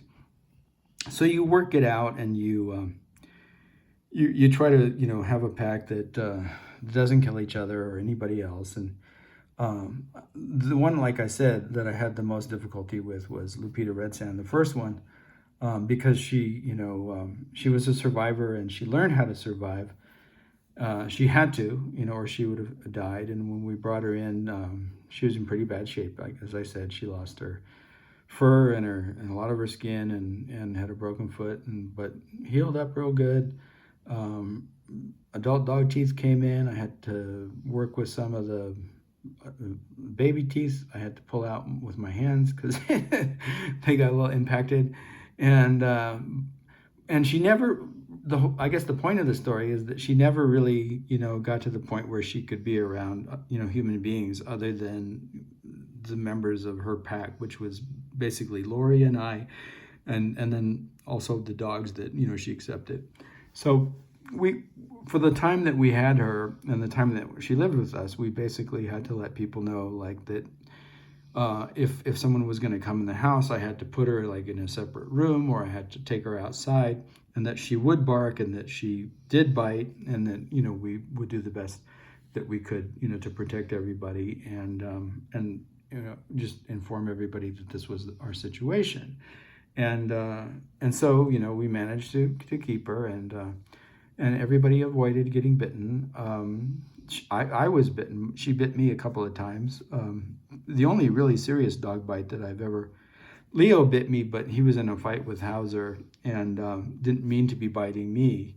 He meant to be biting Hauser, and I was just in the middle of it, trying to pull them apart. And so I don't really take that one too seriously. But she bit me when I brought Leo to have him neutered. And I guess, because I came back and the vet needed to keep him there, she didn't understand that he was still part of our pack. And she was giving me this look, and I got down, because I often get down on a dog's level. I do the same thing with children. I'll often kneel, so I'm at their level. I'm not standing over them, intimidating them or whatever. I just think that's a good, practice. And so I got down, on my knees, and I'm like, what's wrong? What's wrong? And we used to call her Big Dog because she's like the big, alpha female dog. And she was, especially in relationship to Leo, she was a lot bigger than this tiny little, few weeks old puppy. And so I, get down on my knees and like, what's wrong? And she bites me in the nose. And it was a good bite too. I mean, there was a lot of blood. And I don't know if anybody who watches this channel has ever been bitten by a dog in the nose, but it's kind of shocking and it's painful, and so she bit me in the nose, and I remember being really annoyed. I was like, oh man. So, I cleaned it up, and, I let her verbally, I don't hit dogs, so but I verbally let her know that, that was inappropriate, but she was really angry at me, and I was pretty annoyed with her too at the same time. So got the nose cleaned up, and when Leo was ready, I got Leo back and brought him home. And then I guess she understood that, oh, oops, I made a mistake, because we still have the little guy.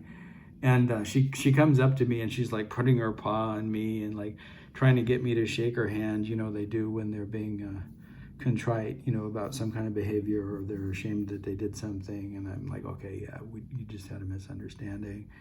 And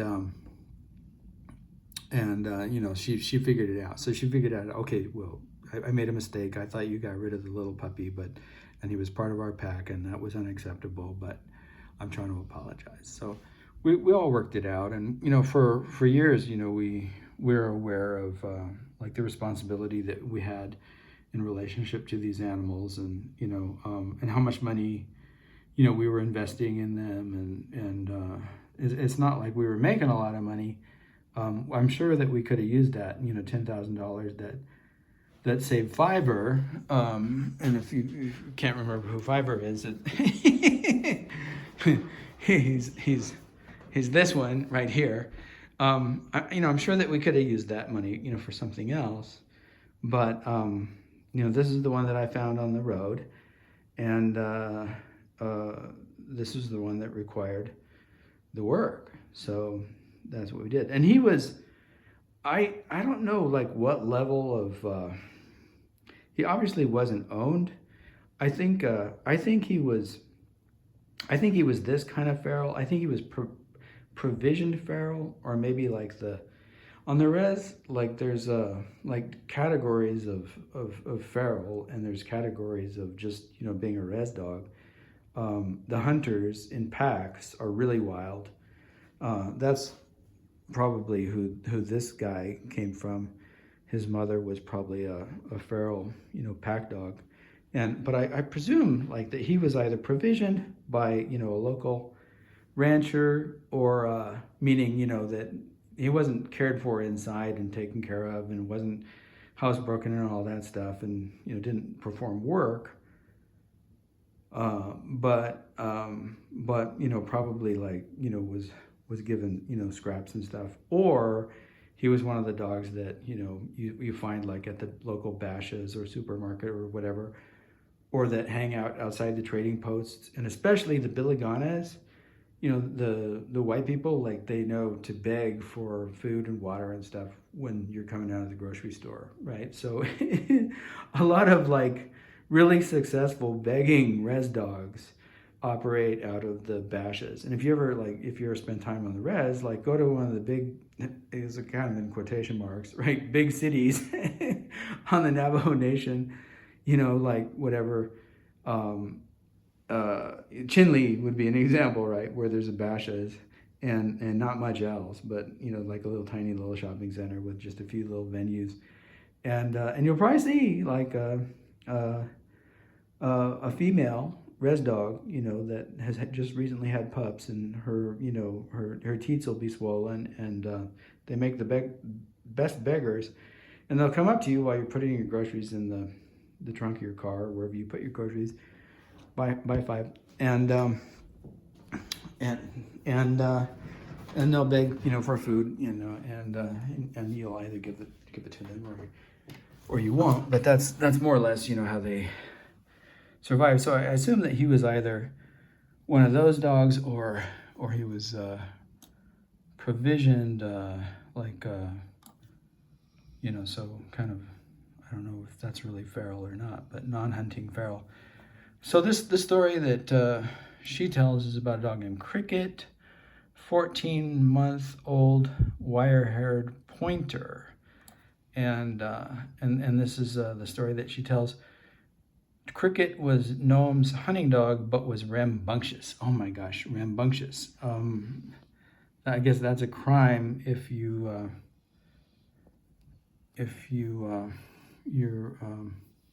a member of the South Dakotan Noam family.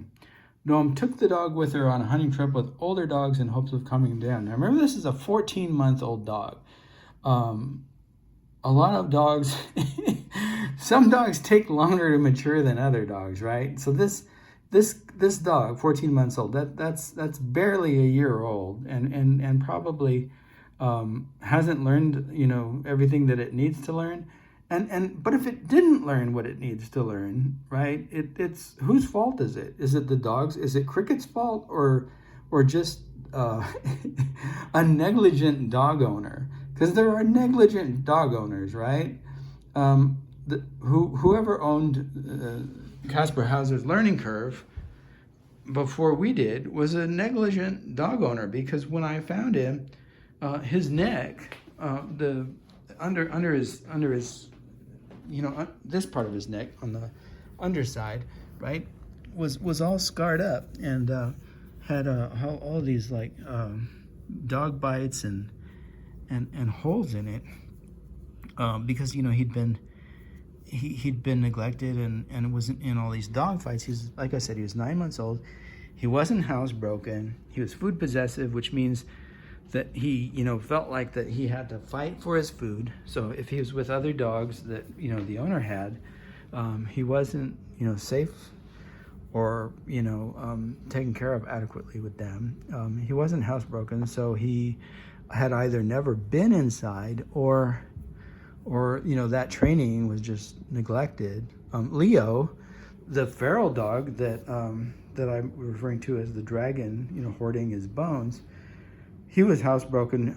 Like I said, I found him when he was just a few weeks, but he was housebroken by the time that he was 4 months, and he's basically never gone in the house again. And it's because the work was put in, and I take responsibility for it if it wasn't. Now Lupe, as I said, she never learned, because of her experiences as a feral hunter, she never learned to be around humans, and so we always had to be aware that that was one of her limitations, and that she couldn't be around human beings.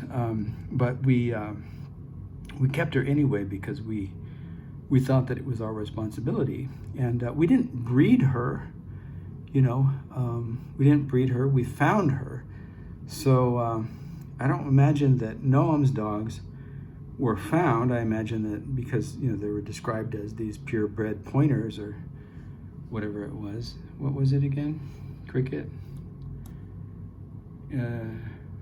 Wire-haired pointer. So she knows the exact breed. So they probably bred them because they enjoyed using these dogs for this activity. I'm sure that their pheasant hunting wasn't part of the work that they needed to do to survive. I'm sure it was more or less a form of recreation, as most hunting is. There are many native peoples that still hunt, and it's part of the culture, and it's part of for some people it's part of how they survive, you know. But in this circle, and those people, you know, don't really often tend to have like a lot of real expensive hunting dogs. But you know, for this social class of individuals, you know, this is an entertainment. This is a recreation. You know, and I'm not I don't wish to be overly critical, right? But if enough work, I'm sure cricket, you know, if enough work were put in, and enough patience, you know, were demonstrated, I suspect, because Kaspar Hauser's learning curve here, you know, I'm sorry, and I'll admit it, you know, he ain't the sharpest light bulb in the pencil box, or whatever mixed metaphor you prefer, and we're still doing fine with him. So, in any case, often people will say this, and I am in total agreement. There aren't any bad dogs, there are just bad dog owners. And in the same way, there aren't any, you know, truly, you know, unsharpened pencil, you know, in the light bulb box dog, just unsharpened pencil in the light bulb box dog owners. But this rambunctious dog, she took with her on a hunting trip with older dogs in hopes of calming her down. I guess it was a female. It didn't work out that way, and she, Noam wrote that when she stopped to talk to a family, Cricket got out of Noam's truck. Okay, so the dog is rambunctious, right? And she knows that, and she takes it with her. And then she leaves it in the truck because she's having a conversation with this family. Like, I don't understand this. It's like I don't understand parents that like let their kids wander into traffic. Like, I always know where my dogs are. Like, I won't even leave the dog in the backyard without like being aware of who's out there and what neighbors are around, you know, bothering him. We had neighbors shining their flashlights in my yard this morning, and I had to tell them to not do that because my dog was being annoyed by it. And I'm aware, right? And I'm protective of everybody. I don't want the dog to bite the neighbors. I want the neighbors to be safe. Sometimes it's impossible to keep people safe from their own behavior, and that's a difficult thing to accept. But, you know, you do the best you can. But she leaves the dog unattended. She already knows he's rambunctious. She gets out. I'm not buying like that the dog was smart enough to like use the key and get out of her truck. She probably had it in the back of the truck on the bed. The dog jumps out. That's what dogs do. And it attacked and killed some of the family's chickens. I don't really buy that either, because like, how would you not hear that? You have to be absent for that to happen, right? I've had, when I was on a farm when I was a kid, we had ducks and chickens and geese, and I owned some of them, and I used to sell them to local, you know, farmers and ranchers. And it's like one of the first things I did when I was a kid, and that I ever made money from, was raising these, you know, ducks from eggs, right? And ducks and chickens that you buy in eggs, and then you have them incubated, and then you feed them when they hatch and raise them until they're ready. For whatever purpose people are going to use them for. And I'm a vegetarian now, but I wasn't then. And I'm, you know, I get, you know, all of the differences that people can have about these things, but there was a dog, you know, a group of dogs, I guess, and they got into our chicken coop and they killed everybody, right? They killed all the chickens, but we were gone. It didn't happen when we were there. I don't buy the people are just sitting around in their family farm and they don't know what's going on and they hear it. Like, the dog must have gotten out and been out, and she wasn't even aware of it. And she claims that the dog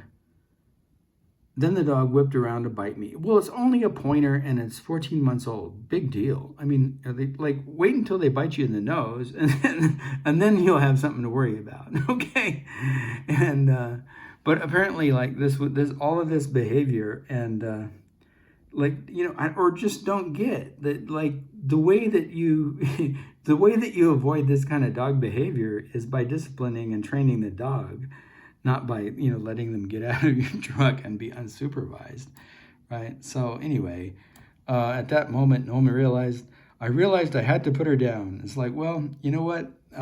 I've never had to put a dog down for that kind of behavior, and I've had dogs that were a lot more problematic, including feral, like basically wild hunting dogs that, you know, learn how to survive by killing their prey, right? And put her in a gravel pit and killed her.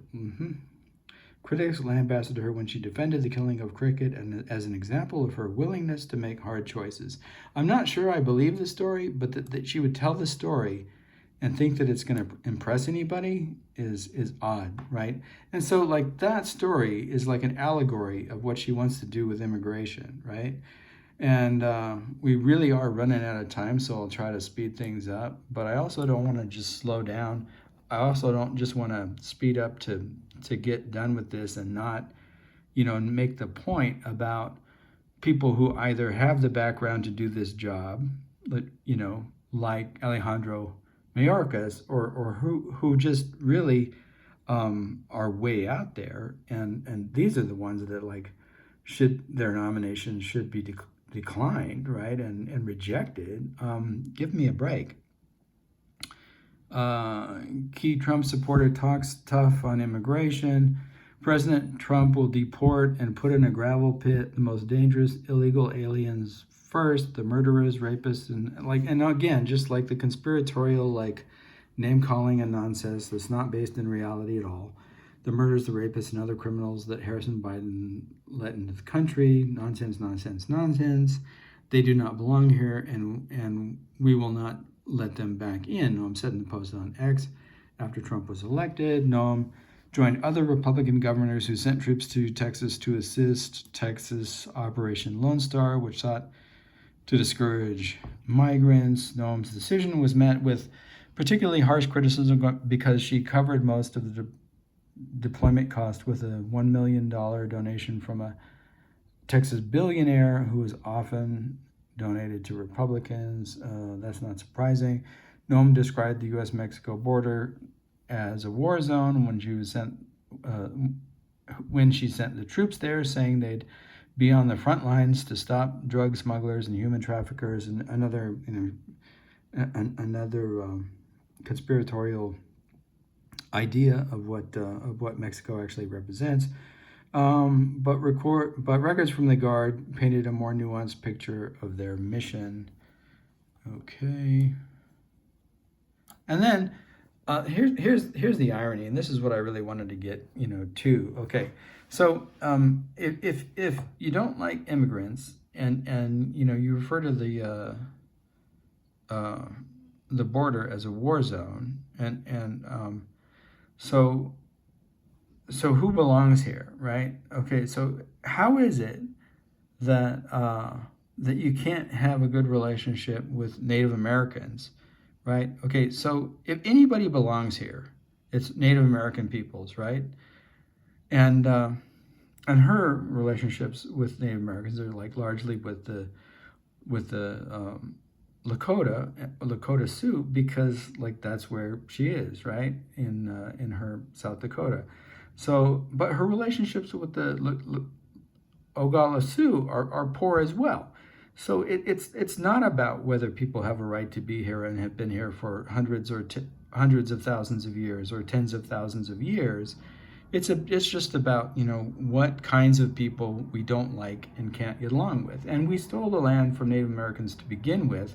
We should minimally, right, honor the treaties and and that were made with the Native Americans, and not attempt, you know, to do what the Australians are doing right now, you know, in relationship to the Maori, right, by suggesting that that their legal rights under the treaty, you know, should be rewritten in favor of the white immigrants.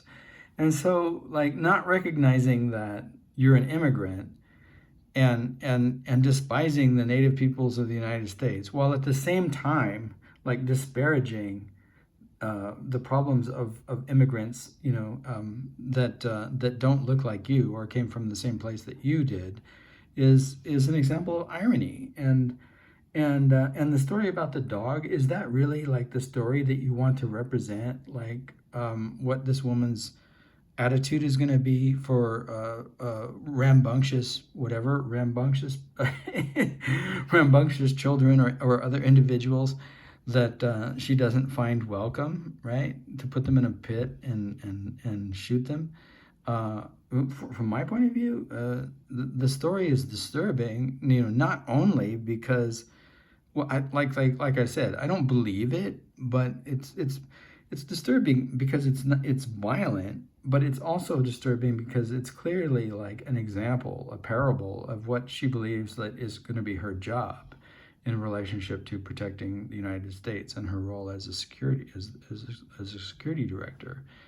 The Oglala Sioux told her in 2019 that she was not welcome on the Pine Ridge Reservation after she led efforts to pass a state law targeting demonstrations such as those in neighboring North Dakota that plagued the Dakota Access Oil Pipeline. And of course, what that is Standing Rock. And if you want to know more about Standing Rock, you can either look up Standing Rock on our YouTube channel and look and examine some of the pieces that we've done, the work that we've done around the Lakota people's right for clean water, and other native into people's rights to have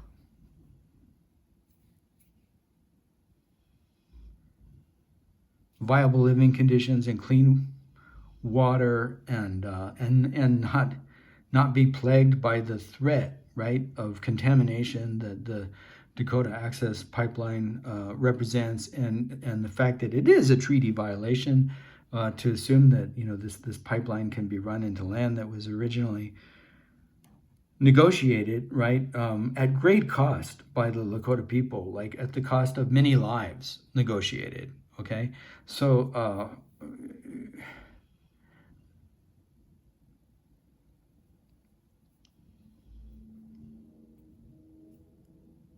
there's also a Lakota law site that you can look up, and you can look up Standing Rock. But this is who we're talking about. This is someone like who is willing to violate treaties of our own people, like, and in what way are Native people, like, not the most how do I want to even put this, the most legitimate, right, the most legitimate inhabitants of our country, and not just the Lakota, but all Native American people. And like I said, like the only non-problematic immigrants that one can argue in relationship to are the Native American peoples, who were there, thousands and thousands of years, before white Europeans, ever arrived here, or those individuals who were brought here against their will as slaves from Africa and wherever else they might have been stolen from and relocated and displaced to here. This is a quote from the Oglala president. That's Julian Bear Runner. I am hereby notifying you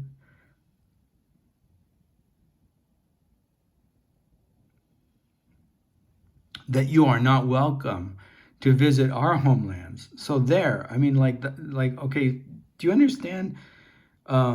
This individual is the individual who has the right to say this, not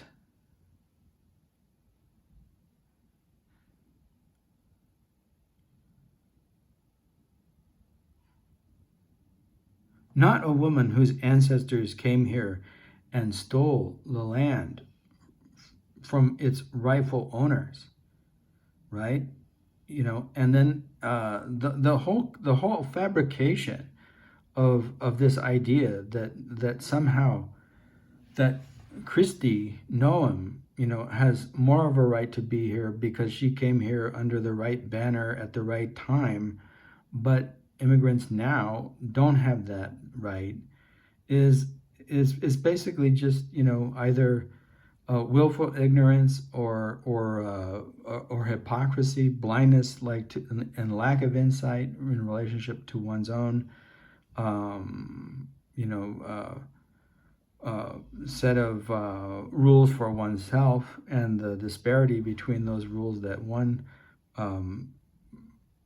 expects, to apply to them and versus others, or right, it's just a move. It's a move that, a move of imperialism and colonialism. Well, we can steal whatever we want, but once we steal it, no one can steal from us. It's like this idea that power justifies everything, right? And if you have the authority and the power, then that's what makes it right. And of course, that's not what makes it right.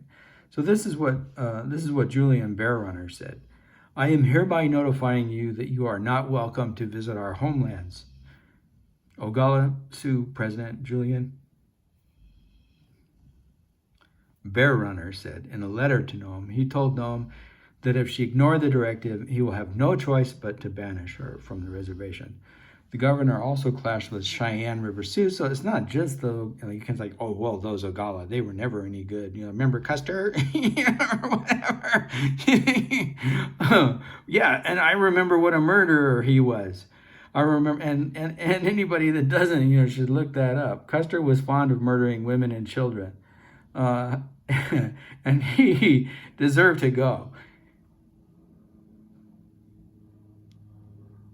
So anyway, you can't say that of course it's just those pesky Oglala Sioux, but Kristi Noem can get along with the rest of the Native Americans in South Dakota. It's like, no, she can't, because this is not her thing. Getting along with people who actually deserve to be in this country is not her thing. So the rest is all nonsense. It's just bunk. The governor also has clashed with the Cheyenne River Sioux tribe over 4th of July fireworks displays at Mount Rushmore. Well, they shouldn't even have been there. And in fact, Mount Rushmore shouldn't have been there. The Black Mountains are sacred to the Lakota people and the Dakotas. If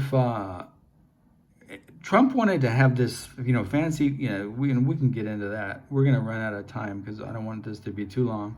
But the 4th of July celebration at Mount Rushmore was an invasion of Q-Maganons, and really should have been considered another treaty violation of the sacred lands of the Lakota people. And they those folks didn't have a right to be there. And force was used to stop the protests of the Cheyenne River Sioux and other members of the Lakota population and around similar issues in relationship to this sacred land that people shouldn't be having their 4th of July parties around. What don't you get? It's do the Cheyenne River Sioux come into your little Alabama town in the middle of one of their sacred fall ceremonies and overrun the town and leave a bunch of garbage and stuff, and then expect the local police department to take their side? No. I mean, you would be outraged. What if you don't get that there's already something wrong and racist about you, right? To have one set of attitudes about where you live, another set of attitudes about where somebody else lives is to be bigoted and racially discriminatory. And if you don't get that, you're probably never going to get it, right? The tribe has opposed the fireworks displays at a monument they view as a desecration of land violently stolen from them decades ago, and they violently fought for treaties to stop that kind of desecration again and again and again, and it's still being violated and desecrated by people.